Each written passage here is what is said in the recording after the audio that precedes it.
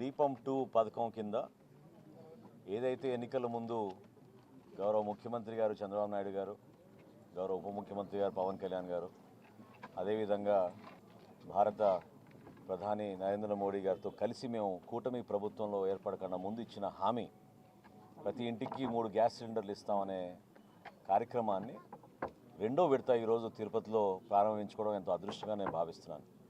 మొదటి విడత కూడా స్వామివారి సన్నిధిలో ఇక్కడే ప్రారంభించాం.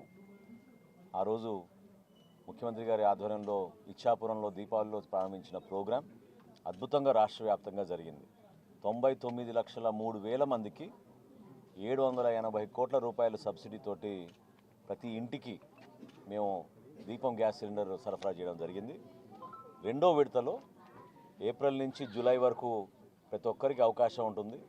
వినియోగదారులందరూ కూడా ప్రత్యేకంగా మేము కోరేది, దయచేసి ఈ కార్యక్రమాల్లో మీరు భాగస్వాములు అవ్వండి. ఎవరికైతే అర్హత లేదని కొన్ని అనుమానాలు ఉన్నాయో మీరు ఈ కేవైసీ చేసుకుంటే తప్పకుండా మీకు కూడా ఆ అర్హత కలిగిన లబ్ధిదారులుగా లిస్టులో మీకు కూడా వస్తుంది. చేర్చుకోవడంలో పెద్ద ఇబ్బంది లేదు, ఎందుకంటే ఈరోజున్న గ్రామ సచివాలయం, వార్డు సచివాలయంలో మీరు ఆ మొబైల్ యాప్లో చెక్ చేసుకోవచ్చు.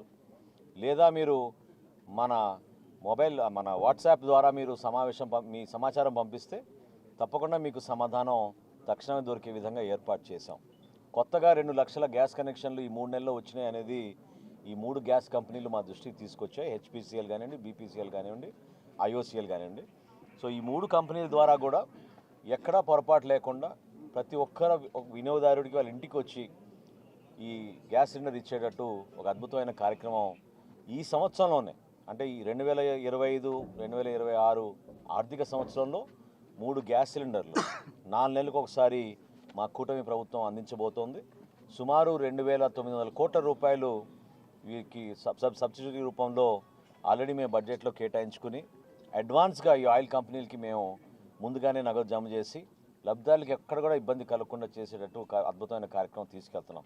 ఈరోజు తిరుపతిలో మా గౌరవ శాసనసభ్యులు శ్రీనివాసులు గారి ఆధ్వర్యంలో, అదేవిధంగా చంద్రగిరి శాసనసభ్యులు నాని గారి ఆధ్వర్యంలో, మా ప్రభుత్వ విప్ శ్రీధర్ గారు, జిల్లా కలెక్టర్ గారు, జాయింట్ కలెక్టర్ గారు, ఇక్కడ మా పార్టీ పెద్దలు, కూటమిలో ఉన్న నాయకులందరూ కూడా కలిసికట్టుగా గతంలో ఏ విధంగా మేము ఒక చక్కటి సందేశం ఇచ్చే విధంగా ప్రజల పక్షాన్ని నిలబడ్డాం, పేద ప్రజలకి మేము అండగా నిలబడతాం అనే కార్యక్రమం ఏదైతే చేపట్టామో ఈరోజు వాస్తవంగా ఆ ఇంట్లో వెళ్ళినప్పుడు అక్కడ ఉన్న ఒక సామాన్య కుటుంబం కష్టపడి వడ్రంగి పని చేసుకుంటూ తన పిల్లల్ని చదివించుకుంటూ ఎంత అద్భుతమైన కార్యక్రమం చేస్తున్నాడో అతను నిజంగా మనం గర్వపడాలి.